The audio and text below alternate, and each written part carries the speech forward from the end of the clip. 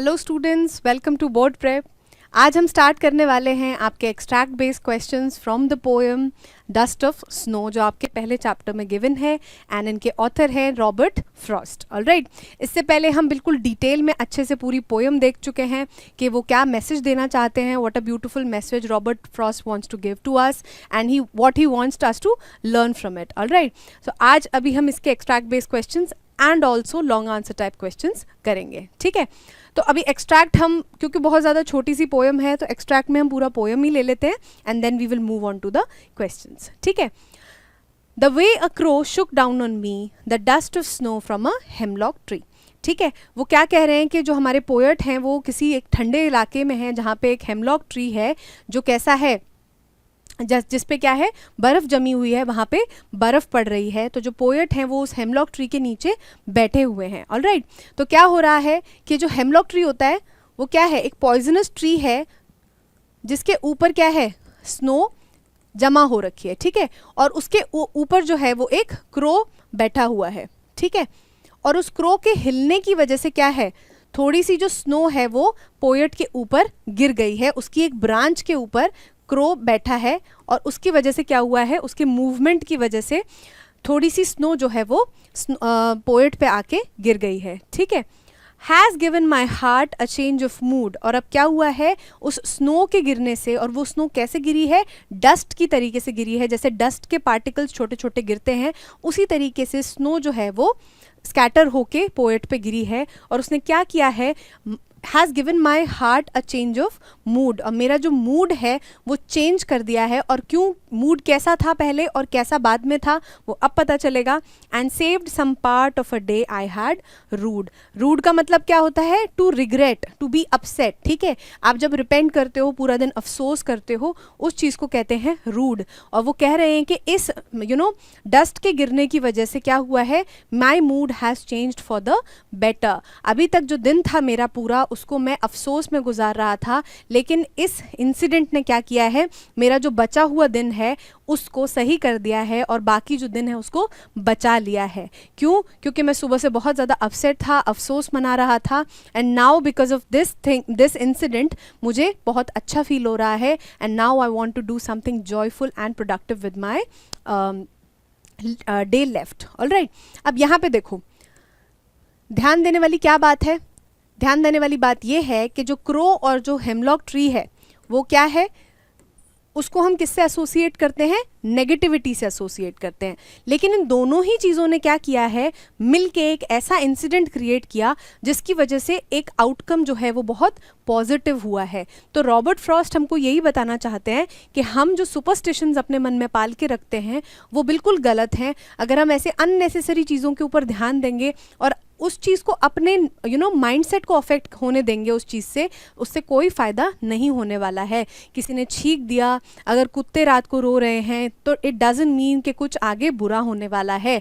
बिल्ली ने रास्ता काट दिया या कोई भी इस तरीके का जो सुपरस्टिशन होता है उसका एक्चुअल में कोई साइंटिफिक एक्सप्लेनेशन तो छोड़ो, कोई वो नहीं है कि प्रूफ नहीं है कि आगे भी कुछ खराब हो जाएगा क्योंकि ऐसा हो गया है यहाँ पे। So this is the message he wants to convey to us through the poem Dust of Snow.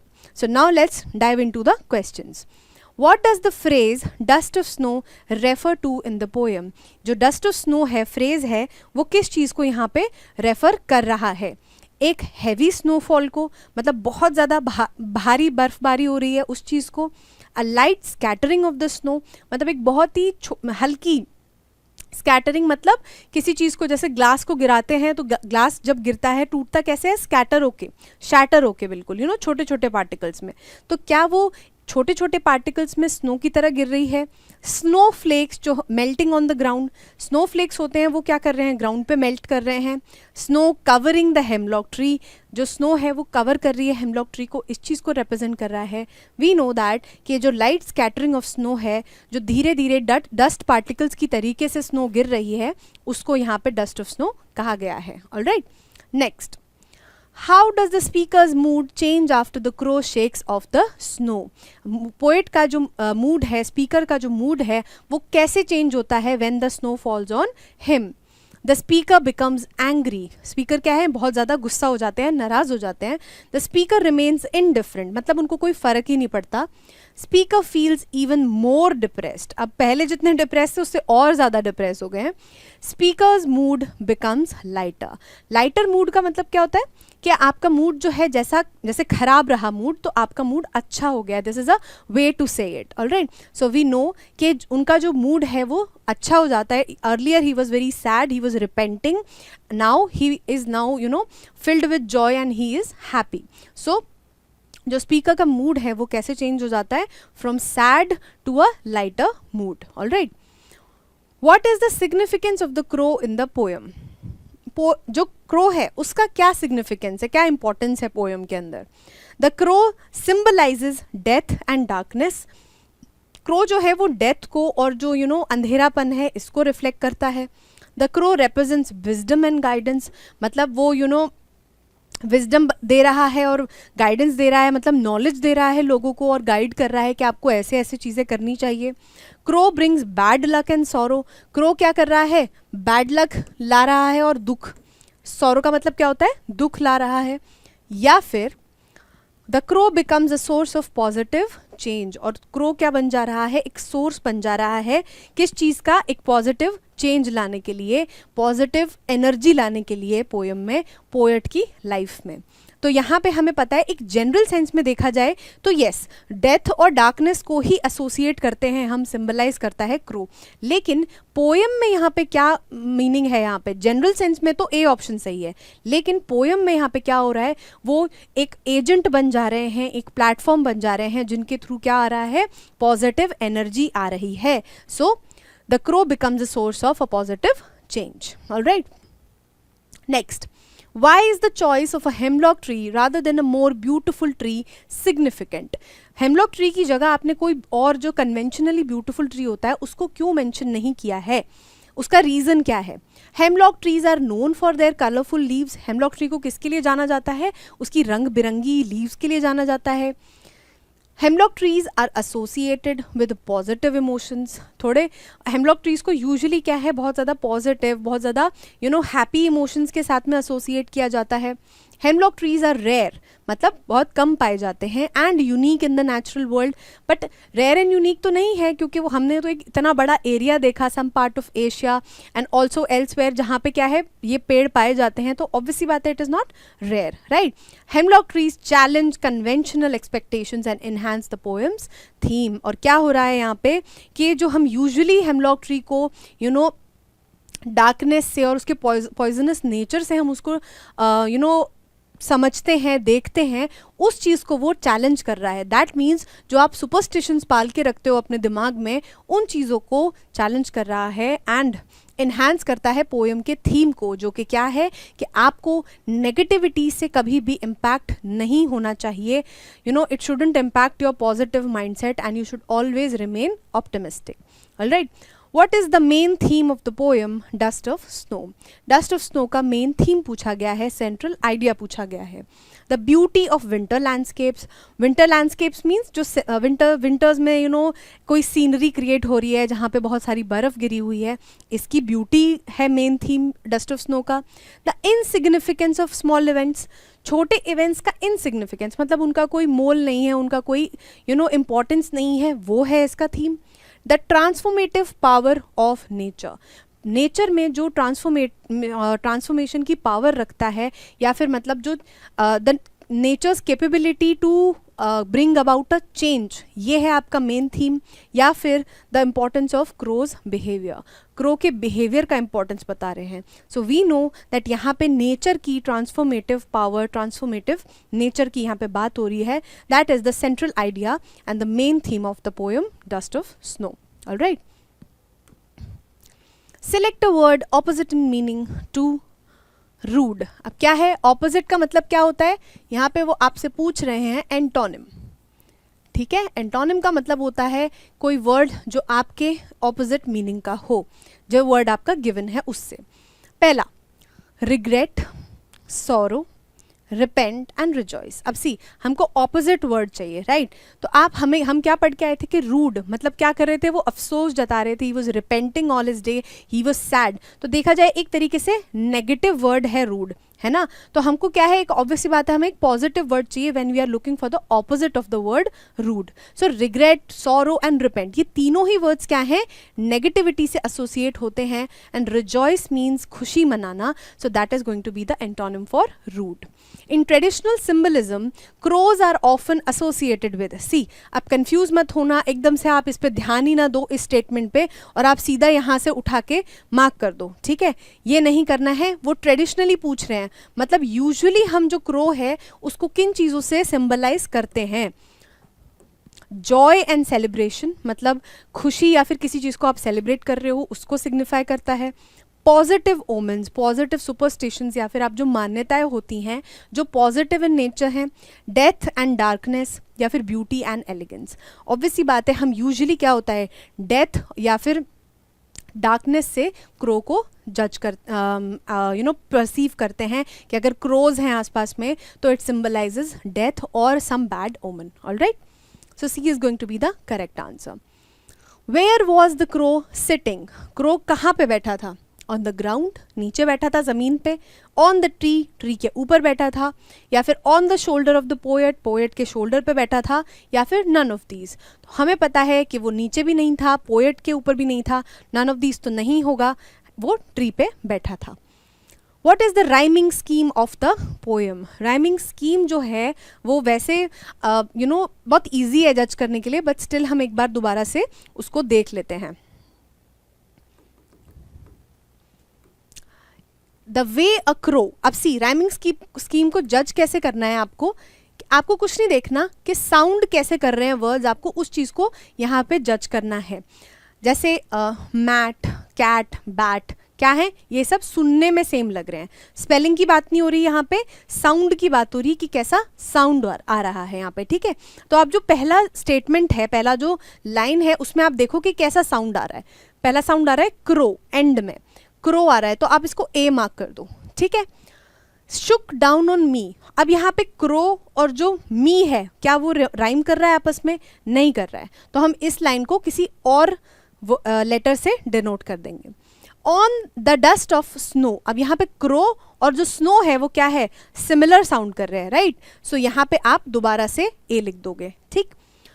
From a hemlock tree, अब जो ट्री और मी है वो क्या हो रहा है, सिमिलर साउंड कर रहे हैं, तो यहाँ वाला जो वर्ड है वो हम दोबारा लिख देंगे, letter. Fine, next, has given my heart a change of mood, अब हार्ट और मूड जो है वो नहीं सिमिलर से साउंड कर रहे हैं, और ना ही हार्ट जो है वो ऊपर किसी दोनों वर्ड्स के साउंड के जैसा साउंड कर रहा है, right?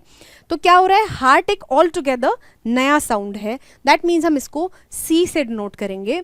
A change of mood, mood और हार्ट नहीं मिक्स हो रहे हैं, यहाँ पे हम लिखेंगे D. And save some part, अब यहाँ पे पार्ट और हार्ट जो है वो सेम साउंड कर रहा है, राइट? सो आपको यहाँ पे सी लिख दोगे। Of a day I had rued, rued और मूड क्या हो रहा है, सेम साउंड कर रहा है, तो आप यहाँ पे इसको ऐसे लिख दोगे। तो इसकी जो राइमिंग स्कीम है वो क्या बनेगी, ए बी सी डी, ठीक है? अब क्योंकि यहाँ पे आप कंफ्यूज मत होना, वो यहाँ पे ए बी भी दे सकता है सिर्फ, लेकिन ए बी नहीं है क्योंकि ऊपर वाले जो दोनों लेटर्स हैं उनकी साउंड इनसे मैच नहीं कर रही है, so it is going to be A B C D. ये आपका सीक्वेंस वहाँ पे चल रहा है, alright? So the rhyming scheme is going to be A B C D, alright? Who is the poet? Poet का नाम पूछा है यहाँ पे, and we are well aware that Robert Frost is the poet. What changed poet's mood, और poet का जो mood है वो किस चीज़ ने चेंज किया? पहला क्रो ने चेंज किया, या फिर हेमलॉक ट्री ने चेंज किया, या फिर फॉलिंग ऑफ स्नो ने चेंज किया, या फिर तीनों ही चीज़ों ने चेंज किया? अब सी यहाँ पे आपके बहुत 99% चांस है कि आप यहाँ पे कंफ्यूज हो जाओगे और आप यहाँ पे मार्क कर दोगे all of the above. But जो क्रो और जो हेमलॉक ट्री है वो तो ऑलरेडी वहाँ पे थे ना, क्रो और हेमलॉक ट्री ने कुछ भी चेंज नहीं किया, उनके through they became agents of bringing joy to the poet by making the snow fall, alright? So the answer is going to be C and not D, मतलब तीनों जो है वो रीज़न नहीं है कि पोएट का जो मूड है वो चेंज हुआ. Only the falling of snow is the reason, that is why poet's mood changed. Alright, crow और हेमलॉक थे वो एजेंट्स थे, ना कि रीज़न थे. Fine. The carriers of positivity in the poem are, और यहाँ पे कैरियर्स मतलब कैरी करने वाले जो हैं वो कौन हैं पोएम में पॉजिटिविटी के? Crow and hemlock tree. Crow और हेमलॉक ट्री दोनों मिलके पॉजिटिविटी को कैरी कर रहे हैं. डस्ट और स्नो, ट्री और स्नो, और लीव्स और स्नो. तो हमें पता है कि ये जो तीनों चीज़ें हैं, डस्ट, ट्री, लीव्स और स्नो, ये आपके क्या हैं? ये कैरियर्स नहीं हैं. The carriers are, the agents are crow and hemlock tree. ठीक है जी, ये थे आपके सारे जितने भी possible extract based questions possible थे. किस पे? पोएम पे, डस्ट ऑफ स्नो पे. And now let's move on to the long answer type questions. ठीक है, पहला क्वेश्चन क्या कह रहा है? Dust of snow is Frost's one of the most loved poems, elaborate why you think so. हमें पता है कि he was very famous, he was very beloved in the 20th century, लेकिन जो डस्ट ऑफ स्नो है वो खास तौर पे बहुत ज़्यादा पसंद की जाती है. और आप उसको लाइक एलैबोरेट करो, उसको एक्सप्लेन करो कि ऐसा क्यों है. या फिर ये क्वेश्चन आपको ऐसे भी पूछा जा सकता है कि discuss the central theme of dust of snow and how it is conveyed in the poem. Central theme को डिस्कस करना है, मेन थीम को डिस्कस करना है, और ये भी बताना है कि उस थीम को कैसे एक्सप्लेन किया गया है पोएम में. The poem's simplicity makes it accessible and relatable to a wide range of readers. सबसे पहला मेन पॉइंट क्या है? एक तो पोएम बहुत छोटी है, it is not a lengthy poem, तो कोई भी ऐसे फटाक से 2 मिनट में पढ़ सकता है. और क्या है दूसरी चीज़ कि एकदम सिंपल है, कुछ ज़्यादा उसमें बोला नहीं गया. एक छोटा सा इंसिडेंट बताया है और ये भी बता दिया कि उस इंसिडेंट का पोएट पे क्या इम्पैक्ट पड़ा है. तो जो नॉर्मल रीडर्स हैं उनके लिए उस मैसेज को समझना बहुत ईजी है.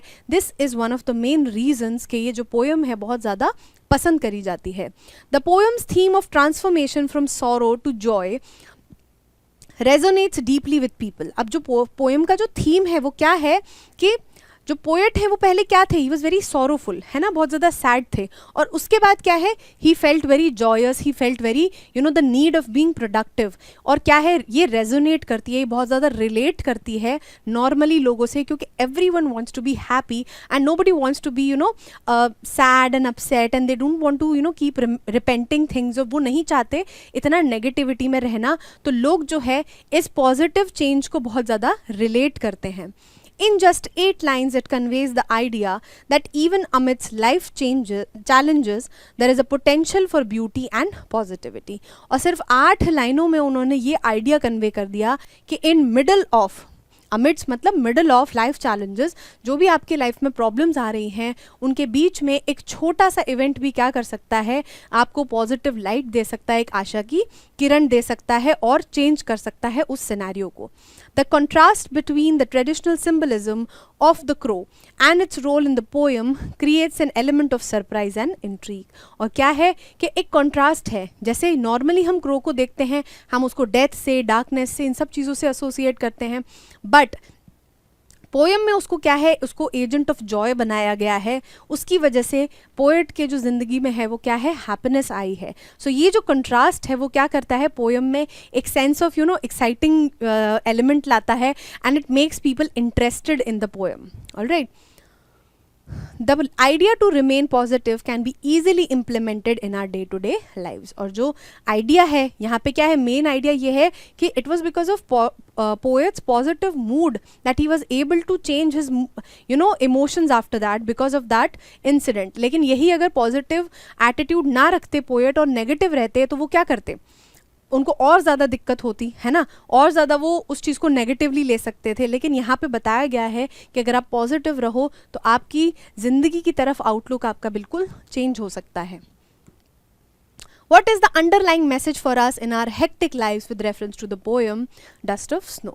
और underlying मतलब छिपा हुआ या फिर वो क्या मैसेज देना चाहता है डस्ट ऑफ स्नो पोएम जो है हमारे लाइफ के रेफरेंस में. लाइफ हमारी जो हेक्टिक लाइफ चल रही है, जो हमारी बिजी लाइफ चल रही है, उसमें डस्ट ऑफ स्नो हमें क्या सिखाना चाहती है?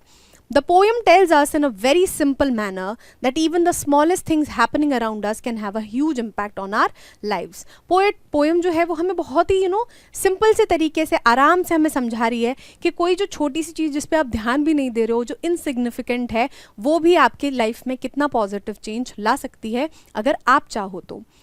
We should always try to find positives in every difficult situation of our lives. और क्या है कि हमेशा चाहे कितनी भी प्रॉब्लम्स चल रही हो, आपको हमेशा पॉजिटिव रहना चाहिए, अपने दिमाग में नेगेटिविटी नहीं लानी चाहिए. The poet spends his whole day repenting and being sad. जो पोएट हैं वो पूरा दिन कैसा गुजार रहे हैं, सैड होके गुजार रहे हैं. ही इज़ रिग्रेटिंग एवरीथिंग, और जो भी वो सोच रहे हैं it is all of sad nature. A crow sitting on that same tree shook the dust of snow on the poet. और उसी ट्री पे जो एक क्रो बैठा है उसने क्या किया है, स्कैटर कर दी है थोड़ी सी स्नो पोएट पे.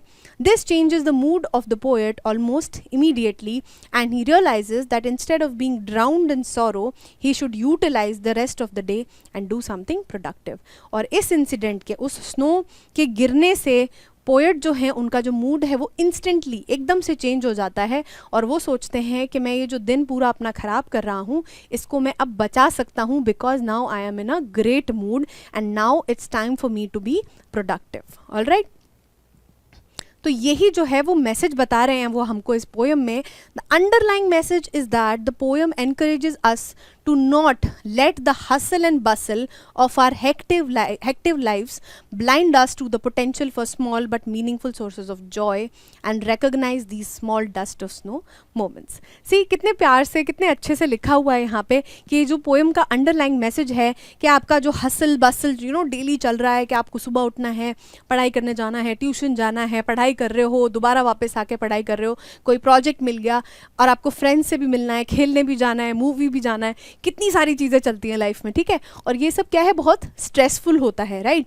तो इन सब के बीच में आपको जो छोटी छोटी मोमेंट्स हैं उनको नहीं अफेक्ट करने देना चाहिए. जो छोटी मोमेंट्स हैं उन पे ध्यान देना चाहिए, और उनसे क्या करना चाहिए, हैप्पीनेस को एक्सट्रैक्ट करने की कोशिश करनी चाहिए, ताकि आपकी जो लाइफ है क्या बोलते हैं वो और प्लेजेंट बन जाए. और इन डस्ट ऑफ स्नो मोमेंट्स को आपको हमेशा रिकॉग्नाइज करते रहना चाहिए. Alright, next, explain how keeping a positive attitude in life, even when surrounded by negativity, can help make the world a better place to live in. अभी तक क्या था, हम इन सब पॉजिटिव एटीट्यूड से या जितनी भी चीज़ें हम पॉजिटिव आउटलुक से देखते हैं उनका इम्पैक्ट हम अपने ऊपर पड़ रहे थे. अब वो क्वेश्चन में पूछ रहे हैं कि अगर आप सच में पॉजिटिव एटीट्यूड रखते हो तो इस चीज़ का वर्ल्ड पे, आपकी सराउंडिंग में, आपकी सोसाइटी में क्या असर पड़ता है. Yes, absolutely. Keeping a positive mindset always helps, even if you are surrounded with negativity. As we can see in the poem Dust of Snow, how his day transforms from being a sad and sorrowful day to a happy one. अब क्या हो रहा है, हम देख रहे हैं कि एक पॉजिटिव माइंडसेट रखना ज़िंदगी में कितना इम्पॉर्टेंट होता है. ये हमें डस्ट ऑफ स्नो से पता लगता है. जो पोएट हैं वो अभी तक क्या कर रहे थे, पूरा दिन रिग्रेट में जी रहे थे.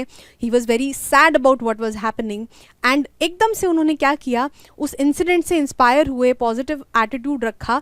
इससे क्या होता है, एक तो वो उन्होंने खुद का जो आउटलुक है वो चेंज ही किया. उसके बाद जब वो चले गए वहाँ से, लेट्स सपोज कि वो जब गए तो उन्होंने, वो जिससे भी मिले होंगे, उन्होंने क्या किया होगा, एक पॉजिटिव एनर्जी ही तो दी होगी ना. तो पॉजिटिव एनर्जी एक ऐसी चीज़ है जो हमेशा फैलती है. अब आप यूजुअली देखो कि अगर आप पॉजिटिव रहते हो, आप खुश रहते हो, आप जब भी कहीं जाओगे तो people will like having you, है ना. आपसे बात करना उनको पसंद आएगा. कई बार अगर आप बहुत चेयरफुल नेचर के हो तो आपको पक्का किसी ना किसी ने बोला होगा, यार तुमसे बात करके बहुत अच्छा लगता है, बहुत पॉजिटिव फील होता है, सो हमें पता लगता है कि पॉजिटिविटी, खुशी बहुत कंटेजियस होती है.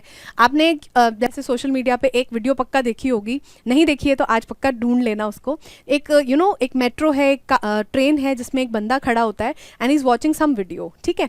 और उस वीडियो को देख के वो इतना हंस रहा होता है, उसे किसी से मतलब नहीं है, किसी को नहीं देख रहा है, लेकिन वो हंसे जा रहा है एंड उसकी जो लाफ्टर है, उसकी जो स्माइल्स हैं वो इतनी कंटेजियस हैं that after a moment, without no reason, absolutely no reason was there, but the whole that cabin, जो यहाँ पे लोग बैठे थे वो सब हंसने लग जाते हैं just because the man was laughing that much. All right, so इससे हमें पता चलता है कि हैप्पीनेस इज कंटेजियस, और आप अगर पॉजिटिव रहते हो, खुश रहते हो, तो आप यही पॉजिटिविटी वर्ल्ड में भी स्प्रेड कर सकते हो.